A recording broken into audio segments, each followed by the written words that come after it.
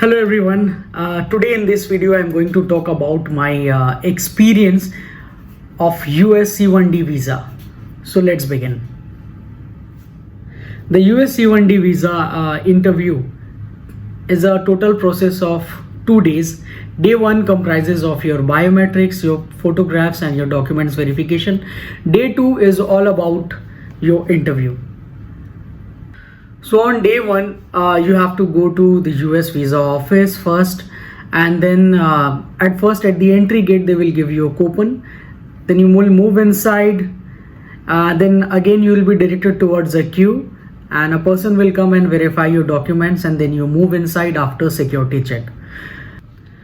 After moving in, you will head towards a counter where one of the official will take your documents, and make sure all your documents are your original. Better if you take color photographs or printouts if you have some letters of your company. So the official took my passport, my DS-160 form, confirmation page, as well as my company letter which I had required for the C1D. He verified it and then gave me a token number again, and I was heading towards a queue. When my name came, I went up to the counter and the official took all my relevant documents, which included my passport, my company letter, confirmation page and DS-160 form. He then took my fingerprints, the biometrics was completed, and then I was advised to take a photograph. This picture which they will take today, this picture will be used up for the next day on your interview, and the same picture will appear on your visa when you get it. So make sure you go in a proper formal way, wear a formal shirt, tie, much better, be presentable. So day 1 is all about biometrics, photographs and document verification. They will stamp your confirmation page, and a sticker will be attached to your passport that you appeared on day 1 of biometrics. Now following on the very next day, you'll go to the US consulate office. I had my interview biometrics on 8th of August, and 9th of August, the very next day, I had my interview. So it's make sure you go 15-20 minutes before your scheduled time, because there is a really long queue out there. So at first, when you reach the building over there, your documents will be verified outside of the building. There's a table where officials are there and they verify your documents once again. It's a total tight security, and actually I loved it, because then and there you get to know whatever the relevant documents you should be having, you are having or not, which is in a sense very nice and good for the people who are appearing for the interview. Then after that, you will be headed towards the security check. There will be security check like x-rays, scanning and metal detector test, just like the airports and all. So you'll move inside, and phones, gadgets, laptops, nothing is allowed. If you're carrying it, they do have a locker facility available. They charge some amount for that, so you can keep your things over there. But I'll advise much better not to carry any mobile phones or any gadget. It's just a matter of 2-3 hours, so it's better not to carry anything. Okay, after moving inside, there will be again a queue in which you will be lined up, and your documents will be again verified and checked by officials over there. Okay, the officials who were checking the documents inside the office were Indians. After that, I was again redirected to a line which was the final queue, and it took me nearly 1.5 hours of total waiting time. So when my turn came up, I went to a counter, and there was this official of a US officer over there, and she was very nice or very straightforward. I just went up to her and I greeted her with a good morning and hello, and then she asked me to give me the documents. I forwarded her all the documents. I gave her my DS-160 form, passport, company letter, and I had all the sets of other documents ready with me in a file. So the things which she asked, I gave her that only first. So she asked me what I was doing, what work I do, and for how long I have been doing.